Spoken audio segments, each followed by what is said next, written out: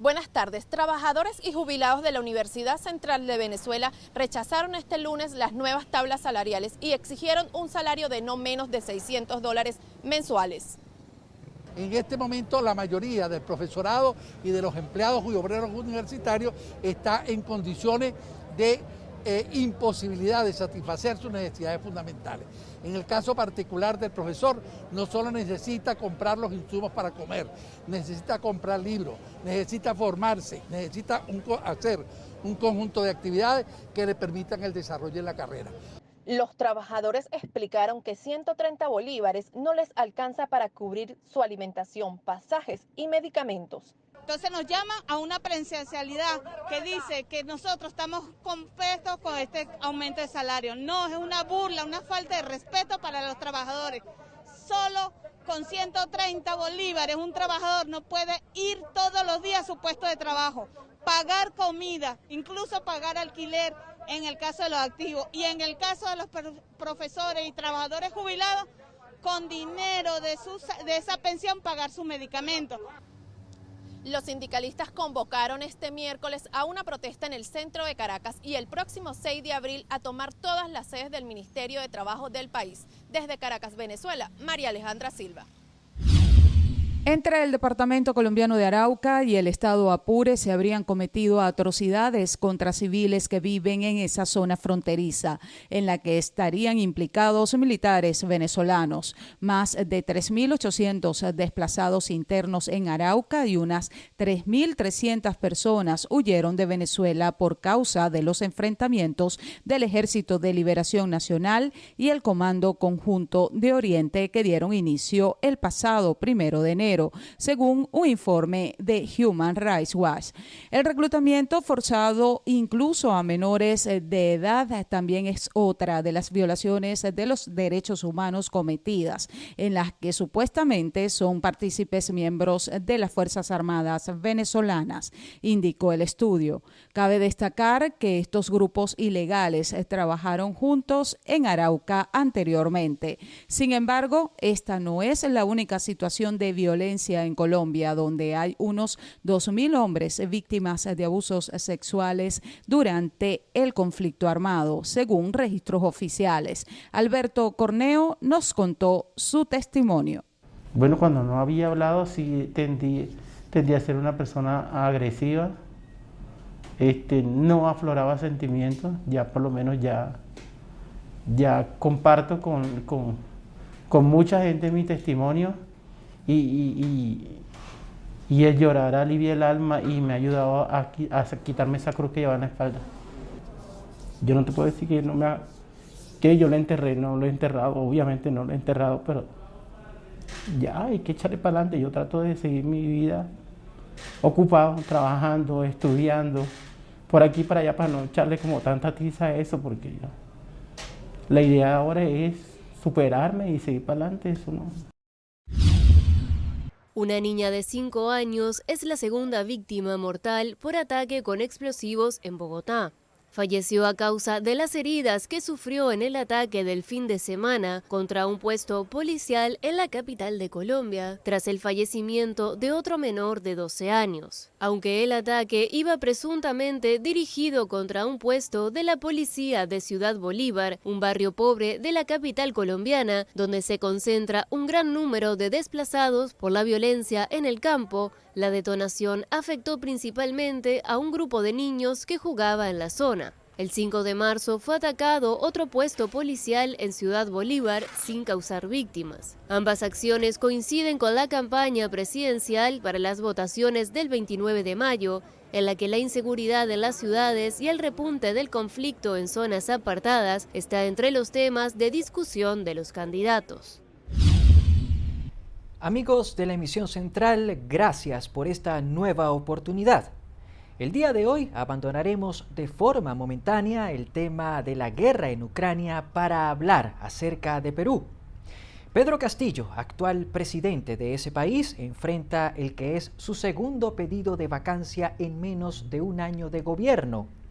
Esa palabra, vacancia, es el término que utilizan los peruanos para referirse a las mociones de censura a las que son sometidos los mandatarios que son acusados de haber cometido graves irregularidades. En el caso de Castillo, se han presentado hasta 20 cargos en contra, entre ellos algunos que lo señalan de tráfico de influencias a la hora de otorgar licitaciones o al momento de conceder ascensos policiales y militares. El líder izquierdista también estaría involucrado en lavado de activos. Del mismo modo, funcionarios que estuvieron vinculados a su ejecutivo han dicho que el presidente creó un tren ministerial paralelo al oficial. Esos ministros estarían operando en las sombras. Aunque Pedro Castillo ha negado las acusaciones, un abogado por él designado comparece esta tarde ante el Congreso de Perú. Su misión es la de presentar los alegatos de la defensa. Una vez terminada la audiencia, los legisladores debatirán el asunto y posteriormente se procederá a una votación. Según las normas peruanas, se requiere un mínimo de 87 síes para que Pedro Castillo sea removido del cargo. Los últimos informes revelan que la cifra no está garantizada.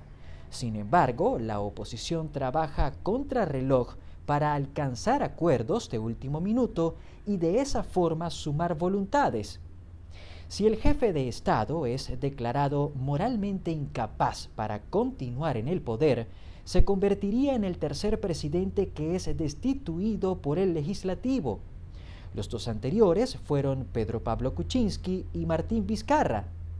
Pese a que se encuentra consagrada en la Constitución peruana, la vacancia es hoy en día lo más parecido a una espada de Damocles.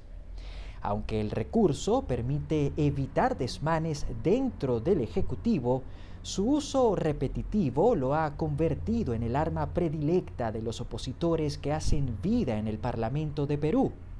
La finalidad siempre ha sido la de remover al mandatario de turno para de esa forma despejar las vías hacia el poder o hacia posiciones de poder dentro del gobierno. En días recientes, la Comisión Interamericana de Derechos Humanos puso la lupa sobre este hecho y expresó su preocupación ante el uso en Perú de la vacancia presidencial de manera reiterada y discrecional.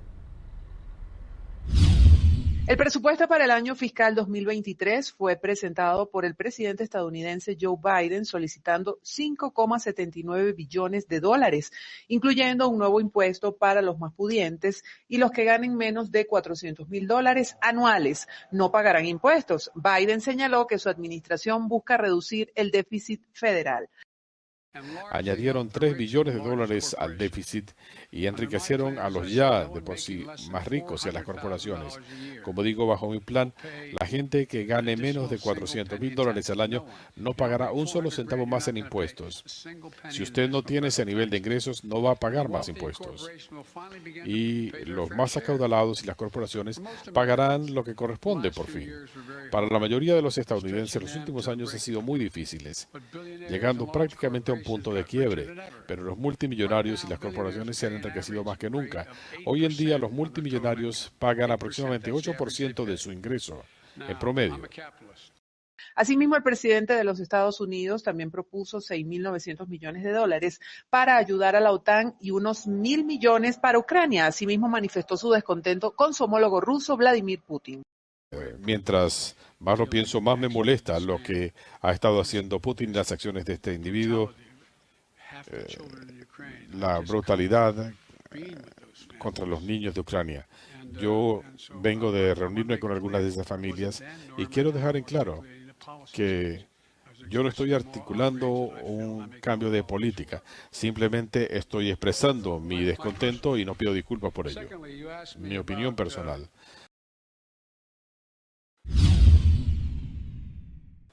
El pasado lunes, en medio de la confusión, inició la aplicación del impuesto a las grandes transacciones financieras y los comerciantes caraqueños continúan sin entender de qué trata esta nueva cuota especial sobre los pagos en divisas. La Gaceta Oficial 6687 fue publicada el 25 de febrero y contempla una alícuota entre 2% y 8% para pagos en dólares, realizados por personas naturales, jurídicas o entidades económicas que se efectúen dentro del sistema bancario nacional. La empresa ya está adelantándose, ya está colocando lo que es la impresora fiscal para que ya descuente ya lo que es el porcentaje que van a descontar. Exacto. El abogado Ali Daniels aseguró que los comercios deben aceptar los pagos en moneda extranjera por la reforma del convenio cambiario en 2021. Efectivamente en Venezuela la moneda es el bolívar, pero gracias al último convenio cambiario que hubo, se permitió el pago de obligaciones en moneda extranjera, que es lo que permitió esta semidolarización que hay en el país. A partir de esa situación,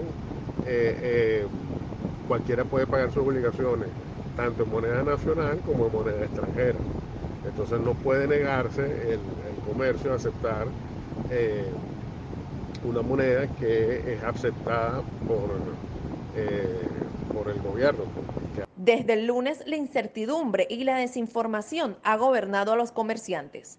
Así fue el caso de la cadena de comida rápida Arturos, donde suspendieron el pago en divisas y horas después modificaron la medida. Los gerentes de varias cadenas de comida rápida y restaurantes detallaron en anonimato que hasta los momentos están recibiendo el pago en divisas y esperan la actualización de las máquinas fiscales para iniciar con el cobro del impuesto. Fede Cámaras, Conindustria y la Cámara de Comercio de Caracas exigieron que esta ley fuera a consulta pública antes de su aplicación. Sin embargo, tras su aprobación, alertaron sobre el posible cierre de varios comercios y empresas y las consecuencias económicas que traerá para el sector. Desde Caracas, Venezuela, María Alejandra Silva. Solo en enero de 2022 se cometieron unos 20 homicidios, mientras que el año pasado fueron decenas de ataques en Brasil, Colombia, Guatemala, Haití, Honduras, México, Perú y Venezuela, contra quienes defienden los derechos humanos y se dedican al activismo medioambiental en la región, según un informe de Amnistía Internacional titulado La situación de los derechos humanos en el mundo. En lugar de abordar las arraigadas desigualdades socioeconómicas para ofrecer una recuperación justa de la pandemia de COVID-19, estados de todas las Américas llevaron a cabo en 2021 un ataque sostenido contra la defensa de los derechos humanos dirigido a personas que se manifestaban pacíficamente, periodistas, defensores y defensoras de los derechos humanos y organizaciones de la sociedad civil en un intento de silenciar o erradicar la disidencia, denunció Amnistía Internacional. Asimismo, se refleja que tras 2 años desde el inicio de la pandemia, la organización afirmó que las Américas sigue siendo la región con más muertes causadas por la COVID-19, principalmente por acceso limitado y desigual a la atención sanitaria, a sistemas de salud pública con financiación insuficiente y a políticas y medidas de protección social inadecuadas para las comunidades marginadas. El partido Fuerza Vecinal abogó este martes por la realización de unas elecciones primarias realmente plurales que sirvan como un mecanismo unificador para la oposición venezolana de cara a los comicios del próximo 2024. Para Fuerza Vecinal, ese gran elemento unificador del país deben ser unas elecciones primarias, unas elecciones abiertas, plurales, participativas, unas elecciones en donde todos los venezolanos nos sintamos representados, unas elecciones realmente democráticas. Fuerza Vecinal llamó a la oposición a no decidir en cogollos cerrados y unificarse en torno a la elección del candidato para 2024. Asimismo, instó a la conformación de una comisión electoral conformada por diversos sectores de la sociedad civil. Compuesta por notables, personas reconocidas por todos, personas cuya trayectoria sea incontrovertible, intachable, personas de la sociedad civil que sean realmente un árbitro imparcial. Que sea el pueblo el que decida, que sean los vecinos, los ciudadanos los que decidan. Desde la tolda azul llamaron a no repetir los errores de las elecciones del pasado mes de noviembre con propuestas aisladas que convengan a la división opositora y donde un grupo pequeño de partidos se adjudiquen la representación del país. Señores, aquí hay que abrir el compás. Aquí nosotros necesitamos un proceso de apertura real. Y desde ya. No es solo que puedan participar después, no. Es que esas condiciones deben ser acordadas. Esas condiciones deben ser consultadas con todos los sectores de la vida nacional. No estamos hablando aquí de fuerza vecinal, nada más. Con respecto al tiempo de ejecución para estas elecciones primarias, Sallega afirmó que las mismas deberán ser definidas por los distintos factores políticos del país con el fin de lograr la mayor participación por parte de la ciudadanía. Desde Caracas, Venezuela, Irene Mejías. El presidente de Ucrania, Volodymyr Zelensky, aseguró que su país no reducirá sus esfuerzos de defensa ante la invasión rusa, a pesar de haber visto señales positivas en las negociaciones de paz con Rusia celebradas en Estambul. Rusia no está dispuesta a renunciar a sus objetivos militares en Ucrania, particularmente en Mariupol, aseguró el presidente ruso Vladimir Putin, según fuentes del Palacio de Eliseo. Asimismo, Putin confirmó avances en las negociaciones durante una conversación con su homólogo Emmanuel Macron. El presidente estadounidense Joe Biden acordó continuar con las sanciones a Rusia en una reunión telefónica con el presidente de Francia, Emmanuel Macron, el canciller de Alemania, Olaf Scholz, el primer ministro de Italia, Mario Draghi, y el primer ministro del Reino Unido, Boris Johnson. Además, el Pentágono duda de los supuestos avances en las negociaciones.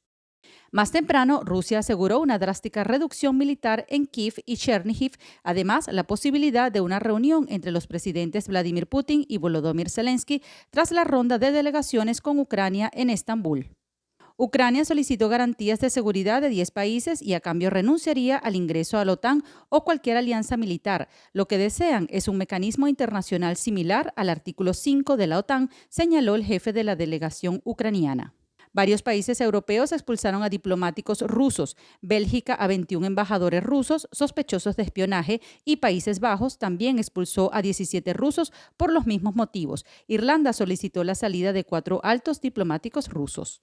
ACNUR informó que más de 3.9 millones de personas han huido de Ucrania desde el inicio de la invasión rusa a finales de febrero. Este número incluye a 203.000 nacionales de terceros países, según la Organización Internacional para las Migraciones.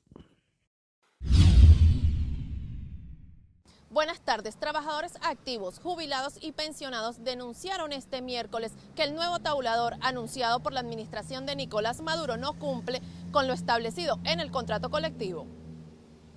La situación ahorita actual de jubilados del sector salud es que no están burlándose con los incrementos salariales, que es un incremento, no es un aumento, es un incremento salarial, no es un aumento. Y entonces el Seguro Social de verdad que nos está burlando con ese incremento que nos están dando y que no nos alcanza para nada. Según la representante del gremio de bioanalistas, actualmente un profesional cobra $12 mensuales. Menos de $12 en su incremento salarial de un sueldo indigno. No es posible que tengamos tantos años de estudio en una universidad reconocida de las 7 escuelas de bioanálisis, de que sean los profesionales del bioanálisis vejados. Y no solamente todos los trabajadores profesionales, todos aquí estamos en esta lucha, batallando en la calle. Los jubilados expresaron que con el nuevo incremento no pueden solventar sus gastos básicos de alimentación y medicamentos. Este es un exterminio, nos están matando lentamente. No se puede dar sueldo para comprar medicina, no se puede comprar alimentos, no se puede uno vestir, no tenemos agua, no tenemos luz, no tenemos transporte. ¿Por qué? Porque a veces por falta de gasolina no pueden trabajar los señores que conducen carritos y autobús.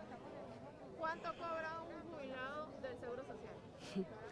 Mi amor, mira, él cobra lo más barato, 7 bolívares. 7 bolívares. Y yo pregunto al señor presidente de la República si él puede alimentar a su familia con 7 bolívares. Los trabajadores del sector salud aseguraron que en 2014 cobraban cerca de $200 y este año con el incremento su salario no sobrepasa los $50, por lo que seguirán en acciones de calle hasta que sus exigencias sean escuchadas. Desde Caracas, Venezuela, María Alejandra Silva. El dirigente Henry Falcón aseguró durante la presentación de su nuevo partido Futuro que la oposición debe fortalecer el voto de cara al 2024. Como único instrumento de cambio necesario, como la única posibilidad que nos permite la Constitución de resolver y dirimir nuestras propias diferencias, el voto necesario es entonces la participación contundente, decidida y consciente de la población en el rescate de ese instrumento, el voto, y esa unidad. Una unidad que debe expresarse no solo en una narrativa común, concertada, llena de propuestas que, repito, interpreten la realidad de la gente, sino también en una estrategia organizativa de movilización y defensa del voto que nos consiga, tal cual el 2015, unidos de verdad, en interpretación clara y decidida del sentimiento de las grandes mayorías que sufren del pueblo venezolano para generar ese cambio político pacífico, democrático, constitucional y electoral. El exgobernador del estado Lara aplaudió la creación de una comisión para la celebración de primarias dentro de la oposición. Sin embargo, espera que reconozcan a todas las fuerzas políticas y no solo a un grupo de partidos. La Organización Mundial de la Salud aseguró que las poblaciones vulnerables deberán aplicarse vacunas de refuerzos periódicos contra la COVID-19, ya que pueden ocurrir picos de los casos y muertes a medida que la inmunidad declina. Así lo señaló Tedros Adhanom Ghebreyesus, director general de la organización. Asimismo, hay 3 posibles escenarios sobre la pandemia. Uno de ellos es que el coronavirus evolucione, pero la enfermedad que produce pierda fuerza debido a la inmunidad de la población. El número global de muertes por COVID-19 sufrió un alza de más del 40% en la última semana, según el reporte más reciente de la OMS. El número de contagios en el mundo disminuyó. La organización contabilizó 10 millones de nuevos casos y más de 45,000 muertes en la última semana. En la región del Pacífico Occidental también bajaron los contagios. Allí los registros de casos eran altos desde diciembre de 2021. La OMS insistió en que los países deben continuar sus campañas sistemáticas de pruebas y medidas de seguridad sanitaria. Rusia no está dispuesta a negociar la independencia de Donetsk y Lugansk, ni el estatus de la península de Crimea, así lo manifestó el jefe negociador ruso Vladimir Medinsky. El Ministerio de Defensa de Ucrania aseguró que se produjo una retirada parcial de las unidades de fuerzas rusas en los alrededores de Kiev, pero no se trata de un repliegue a gran escala. Entre tanto, el Pentágono informó que Rusia ha reubicado al menos 20% de sus soldados cerca de Kiev y destacó que no se trata de una retirada. Estados Unidos dará $500 millones más para ayudar a Ucrania, así lo informó el presidente Joe Biden. Sin embargo, no se conoce aún si ese dinero será para fines humanitarios o para ayudar militarmente. La Casa Blanca informó que los presidentes de Estados Unidos y Ucrania conversaron sobre las capacidades militares adicionales para el ejército de Zelensky. Al menos en 24 ocasiones, Rusia usó bombas de racimo en Ucrania. Así lo denunció la alta comisionada para los derechos humanos de la ONU, Michelle Bachelet. Además, afirmó que los ataques contra infraestructuras civiles, como hospitales o escuelas, están prohibidos y podrían constituir crímenes de guerra.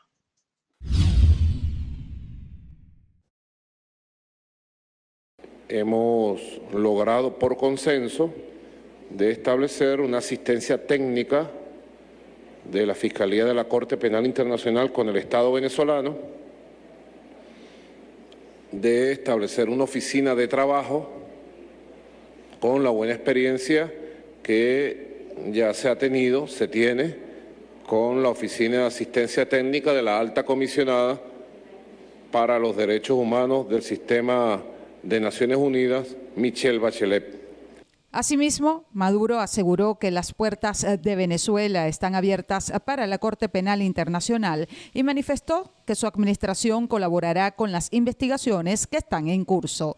Por su parte, el fiscal de la CPI aseguró que lograron diversos acuerdos, como el visado para el personal de su equipo. Además, reforzaron el compromiso entre la Corte Penal Internacional y la administración de Maduro. También Khan expresó que el memorando de entendimiento se estará poniendo en práctica.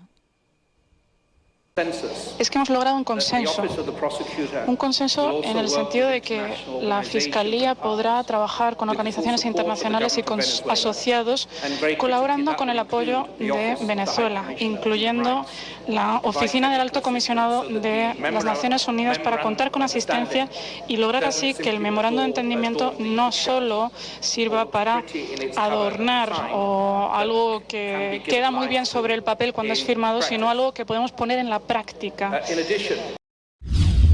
Buenas tardes. La organización no gubernamental Coalición por los Derechos Humanos y la Democracia presentó este jueves el informe Presos Políticos Militares en Venezuela 2021. Al día de hoy se encuentran detenidos 193 presos políticos. Al momento de realizar el informe eran 194. En diciembre fue liberado uno de ellos y por eso el número varía. Y debemos señalar con respecto a esto que los números de presos políticos son números dinámicos que todo el tiempo están en movimiento, ya que hay liberaciones. Según el informe, 96% de los presos políticos militares son hombres y superan la cifra de los detenidos civiles. Nosotros debemos señalar que desde los últimos años se ha caracterizado por haber más detenciones de militares que de civiles. Al día de hoy estamos hablando de que el 53% de los detenidos son militares. La defensora de derechos humanos detalló las presuntas torturas que sufren los detenidos por causas políticas en Venezuela. Las torturas iban desde golpes, asfixia con bolsas, con bombas lacrimógenas, posiciones incómodas como estar 7 días esposados con las manos hacia atrás, electricidad y en algunos casos, no ingerir alimentos por varios días, ni siquiera tomar agua. De ser torturados físicamente, son torturados psicológicamente porque dicen que los van a matar o que van a matar a su familia, y en el peor de los casos han sido violados. Los abogados exigieron una reforma integral de las leyes que garantice la justicia y la no injerencia de otras instituciones en los casos de los detenidos por causas políticas. Desde Caracas, Venezuela, María Alejandra Silva. En el marco del Día de la Visibilidad Transgénero, las personas de la comunidad LGBTI denunciaron la falta de políticas públicas y los actos de discriminación en Venezuela. La situación de las personas trans actualmente es que nos encontramos irreconocidos por el Estado. No contamos con ningún tipo de leyes que nos amparen y nos protejan en el país. Prácticamente somos ilegales porque de alguna forma no se nos reconoce nuestra identidad legalmente. Lo que sobresale o sobresalta es el nombre con el cual nos presentaron al momento de nacer, pero no más el nombre con el cual nosotros nos identificamos. También eso nos limita a nivel social al momento de querer acceder a un empleo, a los estudios, al sistema de salud y los demás beneficios que como ciudadanos de este país tenemos y que realmente no contamos con ningún tipo de esos derechos, o que al momento de querer acceder a esos derechos somos discriminados, somos mal vistos. Muchas veces ni siquiera nos reciben en algunos espacios porque nos consideran como personas no gratas y nos excluyen. El activista explicó que durante los últimos años han solicitado al Estado el respeto a su identidad y no han sido escuchados, por lo que continuarán en actividades de calle. Con más dudas que certezas, arrancó el pasado 28 de marzo la aplicación del impuesto a las grandes transacciones financieras. Salimos a la calle a casi una semana de esta nueva medida para conocer qué opina la población y si están suficientemente enterados acerca de cómo les afecta esta nueva herramienta jurídica. Hay mucho vacío, no están las cosas claras a nivel de comercio, porque hay mucho vacío para los comerciantes, pues hay que unificar el criterio. No tengo conocimiento de eso, porque ahora mi pregunta es, ¿y de dónde va a sacar uno los dólares si uno no gana en dólares? Esas son para las empresas que generan dólares, pero el usuario común... Te comento algo, te voy a mentir porque no sé nada, mi amor, si no con todo el gusto te doy una información, pero no se han enterado de nada. Nada. Pero ¿quiénes deben cancelar este impuesto? Todos los consumidores que usen dólares en efectivo para hacer sus compras en los negocios que el Servicio Nacional Integrado de Administración Tributaria haya identificado como sujeto pasivo especial o contribuyentes especiales. Por ejemplo, las cadenas de supermercados, farmacias, franquicias de comida o tiendas por departamento. Un punto a tener en cuenta es que los contribuyentes especiales no solo son las grandes empresas en Venezuela. El CENIAT nombró bajo esta etiqueta también a pequeños comerciantes que tienen panaderías, farmacias, perfumerías, licorerías, zapaterías, ventas de ropa y restaurantes en distintas regiones del país. ¿Cuánto impuesto se debe pagar? La legislación estableció que la alicuota es de 3% para el monto pagado en divisas. Esto supone que al momento de utilizar dólares, euros o pesos colombianos en efectivo para realizar las compras, estos comerciantes están obligados a cobrarles a sus clientes este nuevo impuesto.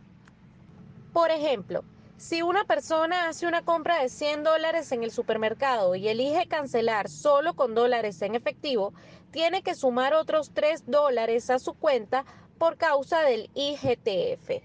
Para el economista Henkel García, esta nueva medida legislativa en Venezuela busca la estabilización y vuelta a la confianza por parte de la población al bolívar al incentivar su uso. Apunta hacia eso, que lo logra es otra cosa. Porque, repito, depende de la confianza y la credibilidad que tengan quienes anuncien y lo que la gente vaya viendo el día a día. Para mí apunta hacia eso, es una intención del gobierno desdolarizar o que el bolívar empiece a ganar terreno, pero de allí a que tenga éxito son muchas las variables que entran en juego, no me atrevería a afirmarlo de una u otra manera. Sí pienso que va a ganar algo de terreno el bolívar. Sin embargo, García considera que este impuesto no debería generar un impacto de gran magnitud en el precio de los productos, así como tampoco la reciente subida del salario mínimo en el país. La ley lo va a afectar mucho menos de los factores externos y de hecho va a ser un impacto muy bajo. Es igual que el mismo impacto en los salarios. Se subió el salario mínimo y realmente el impacto que hemos tenido ha sido bajo. De hecho, nosotros vamos a reportar inflación ya para marzo y prácticamente no hay variación porque los precios en Venezuela están más atados que nunca al tipo de cambio, al precio del dólar. Y como el dólar no ha sufrido prácticamente cambios, entonces cuando reporta los precios en bolívares, prácticamente no va a haber cambio. Entonces, a pesar de haber un aumento de salario, el impacto en precios va a ser mínimo. Lo mismo va a pasar con este impuesto, que sí, puede ser que haya un incremento, pero un impuesto de 3% que no es a todas las transacciones, porque hay muchas de las transacciones que todavía se hacen en bolívares, ese impacto inflacionario es muy bajo. Entonces yo no me preocuparía por ese lado, son otros los factores que van a afectar los precios y sobre todo los dólares. Con respecto a los pagos en dólares, distintos comercios aseguraron que por el momento no están aceptando divisas para la compra de bienes y servicios. Sin embargo, esta medida puede cambiar durante los próximos días, ya que tendrán entonces más información acerca de los alcances de esta ley. Desde Caracas, Venezuela, Irene Mejías. Buenas tardes. La presidenta de Consecomercio, Tiziana Polesel, aseguró que el 75% de los comercios del país no cuentan con las máquinas fiscales para cumplir con la aplicación del impuesto a las grandes transacciones financieras. El 75% de las empresas encuestadas, insisto, sectorial y regionalmente, nos han informado que no están en capacidad de recibir pagos en divisas porque no han podido completar el proceso de adaptar sus sistemas al nuevo impuesto. La representante empresarial detalló las principales dificultades que ha tenido el sector después de 5 días del inicio de la aplicación del impuesto a las grandes transacciones financieras. Las dificultades son muchas. Algunas de las más importantes pudiéramos señalar el hecho que gran parte de las empresas no pudieron actualizar el software dentro de sus propias máquinas fiscales.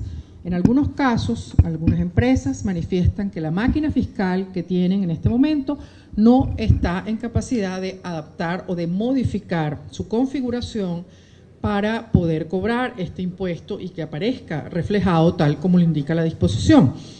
Cuando concurren a las empresas encargadas de hacer los cambios, se consiguen, bueno, el primer aspecto, que deben cambiar la máquina fiscal, y eso tiene un costo importante que está en el orden desde $600, quizás los menos, hasta más de $1.000. Polecel alertó que el impuesto a las grandes transacciones financieras puede aumentar la informalidad del sector comercial. Lo grave de lo que puede pasar en esta circunstancia es justamente un incremento de la informalidad, y eso también lo hemos señalado, lo tienen en la nota que vamos a divulgar. La gran preocupación del sector comercio y servicio es justamente el hecho de que un comerciante se informalice producto de que no puede cumplir con la norma. La representante empresarial aclaró que el sector no se niega a cumplir con la aplicación del impuesto a las grandes transacciones financieras. Sin embargo, pidió a la administración de Nicolás Maduro que declaren una prórroga para que los comercios puedan adquirir con calma las máquinas fiscales y aclaren las dudas. Desde Caracas, Venezuela, María Alejandra Silva. Después del evento electoral del pasado 21 de noviembre y el 9 de enero en Barinas, la oposición ahora se reagrupa y busca realizar unas elecciones primarias que le permitan conseguir un candidato que se mida a Nicolás Maduro en la contienda presidencial de 2024. Salimos a la calle a preguntarle a la población si estarían dispuestos a participar en este nuevo evento electoral. La verdad que no. ¿Por qué? Porque si los resultados van a ser igual que las últimas veces, entonces ¿para qué? Si va a ser siempre el mismo resultado, entonces siempre es lo mismo, siempre el mismo, es el mismo juego. Le damos ahí, después no, después vamos ahí, después entonces la gente ya perdió esas ganas de realmente de seguir votando y no. Sí, si es único, sí. La situación que tenemos y bueno, y ya es hora ya que haya un cambio, porque ya estamos cansados ya de lo mismo. Bueno, yo estoy cansada de lo mismo. No. ¿Por qué? Porque no, simplemente no creo ya en nada, ni con el gobierno ni con la oposición. Veo que están en complicidad los dos y ya. Es que hay que unirse y hacer unas primarias y que vaya un candidato y que vayan agarrando el candidato ya viendo la persona que va para que venga un cambio aquí, porque esto es, no podemos, tenemos 20 años y que es el país como está. Para el secretario de Organización Nacional de Acción Democrática, Carlos Prosperi, la exigencia de la oposición en torno a las condiciones para unas elecciones democráticas es clave de cara a los comicios de 2024. Que si nos organizamos y salimos a votar, no hay ninguna trampa que valga, que el secreto es tener nuestros testigos de mesa, que el secreto es que nuestra gente se motive y que entendamos de una vez por todas que si creamos una gran coalición democrática, más allá de lo que representan los partidos del G4, del G+, mucho más allá de eso podemos obtener grandes victorias. El dirigente político confirmó que varias organizaciones de oposición han realizado diversas reuniones en torno a un reglamento interno para la celebración de unas elecciones primarias que permitan conseguir un candidato presidencial. En la reunión que se ha venido dando han estado participando diferentes organizaciones políticas. Insisto, nosotros seguimos haciendo la salvedad de que tienen que ser incluidas organizaciones políticas que no están dentro de la plataforma unitaria. Y más allá de eso, hay que llamarlos porque la elección tiene que ser para quien quiera participar y que el pueblo salga a votar y a elegir quien quiere que sea su abanderado. Si nosotros tenemos en el 2024 elecciones presidenciales, ¿qué vamos a dejarlo para última hora? Y nosotros tenemos que hacer hincapié, además, en escoger a la brevedad posible el candidato presidencial. Prosperi aseguró que los partidos políticos seguirán discutiendo los lineamientos para la realización del proceso de primarias y llamó a la amplitud de esta discusión en torno a otras organizaciones que no se hayan sumado, a excepción de los judicializados. Pero lo que tenemos que dejar claro es que nosotros no nos podemos sentar con las personas que han judicializado los partidos, que prácticamente son militantes del Partido Socialista Unido de Venezuela. Con respecto al tiempo de ejecución de estas primarias, Prosperi asegura que serían a finales de este año 2022 o principios del año 2023, para que así el candidato presidencial tenga tiempo de recorrer el país con su propuesta de cara a las elecciones presidenciales. Desde Caracas, Venezuela, Irene Mejías. El pasado 31 de marzo fue el Día Internacional de la Visibilidad Transgénero y en Venezuela las personas trans aseguran que el Estado le vulnera sus derechos humanos diariamente. Primordialmente nos encontramos ante una deuda del Estado de 22 años, que es el reconocimiento de nuestra identidad, el reconocimiento del cambio de nombre y el reconocimiento del cambio de género de forma expedita, segura y gratuita. Aunado a eso, también tenemos las otras dos aristas de la problemática trans, que es el tema del acceso a la salud y las leyes antidiscriminación. Actualmente esa es la deuda que el Estado venezolano tiene 22 años con las personas trans, que al sol de hoy no ha podido saldar. Jessie es una joven trans de 21 años que hace algunos meses sufrió un acto de discriminación por su identidad de género en un reconocido supermercado caraqueño. Ella denunció la situación ante las autoridades y, sin embargo, aún no ha recibido una respuesta. Yo, por ejemplo, metí una denuncia cuando ocurrió el caso de discriminación en Forum hace unos meses, en donde a mí me registraron literalmente una inspección corporal, entre comillas, porque dijeron que mi aspecto era sospechoso y mi aspecto es básicamente el que tengo ahorita. O sea, mientras me estaban intentando forzar a decir si yo era hombre o si era mujer y tocándome las zonas de los genitales y la broma. Y bueno, es como, al final del día, lo único que tenemos como comunidad es otras personas trans en las que poder descansar y también la parte psicológica, la terapia psicológica, porque de nuevo a nivel legal las protecciones son completamente inexistentes. La organización no gubernamental Somos registró en 2021 más de 20 crímenes de odio y 49 actos de discriminación. Entre enero y marzo de este año han contabilizado 19 agresiones a personas transgénero. Cuando salimos sentimos miedo. Miedo de ser atacados en la calle, de que nos llegue a parar algún funcionario de seguridad y nos retenga por el simple hecho de ser quienes somos, porque muchas veces esto suele suceder, de que a las personas trans nos detienen, mayormente a las mujeres trans, la detienen en medio de la calle y las retienen por algunas horas, nada más por el simple hecho de cómo se ven. Y obviamente porque en sus documentos de identidad no se refleja con lo que ellas se identifican. Al momento de tener que entregar la cédula, al momento que un cuerpo de seguridad del Estado nos detenga, ahí nuestra seguridad se ve en completo peligro. Entonces ahí está en nuestro peligro realmente. No vivimos una vida distinta. ¿Qué es lo que vivimos distinto? Lo que las personas cis viven de formas normales. Entregar una cédula, que nos enfrentemos a una requisa, esas son las cosas que vivimos de forma distinta. El artículo 20 de la Constitución de la República Bolivariana de Venezuela se refiere a que toda persona tiene derecho al libre desenvolvimiento de su personalidad, sin más limitaciones que las que derivan del derecho de las demás y del orden público y social.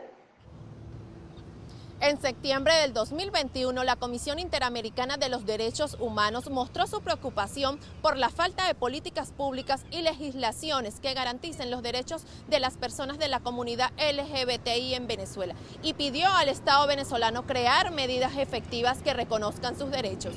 Desde Caracas, Venezuela, María Alejandra Silva. China no puede hacerse la vista gorda ante las violaciones de derecho internacional por parte de Rusia. Así lo señaló el presidente del Consejo Europeo, Charles Michel, tras una cumbre virtual con el presidente chino. Además, Michel manifestó que tomarán como positivas las medidas adoptadas por el país asiático para oponer a la invasión rusa.